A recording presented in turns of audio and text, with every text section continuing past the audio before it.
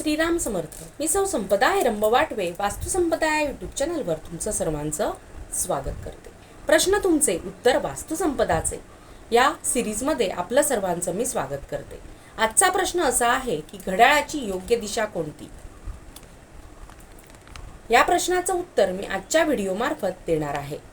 घड्याळ हे वेळेचे प्रतीक असून ते प्रगती आणि ऊर्जेवर परिणाम करते. उत्तर दिशा ही कुबेराची दिशा म्हणून संबोधली जाते. जर या दिशेत घड्याळ लावले तर आर्थिक समृद्धी मिळते. जर उत्तर दिशेला शक्य नसेल तर आपण पूर्व दिशेचा विचार करू शकतो आणि ही दिशा आरोग्य आणि प्रगतीसाठी शुभ ठरते. जर दोन्ही दिशेना शक्य नसेल, उत्तर आणि पूर्व दिशेला, तर आपण पश्चिम दिशेचा विचार करू शकतो, कारण ही दिशा जीवनात स्थिरता आणते.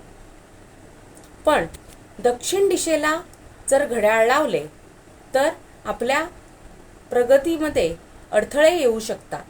शक्यतो दक्षिण दिशेला घड्याळ लावू नये. तसेच आपल्या मुख्य दरवाजावरती घड्याळ लावणे टाळावे. अशाच नवनवीन टिप्ससोबत पुन्हा भेटूया पुढच्या एका नवीन प्रश्नासोबत. तोपर्यंत माझ्या चॅनलला लाईक, शेअर आणि सबस्क्राईब करायला विसरू नका आणि कमेंट देखील करायला विसरू नका. तोपर्यंत श्रीराम समर्थ.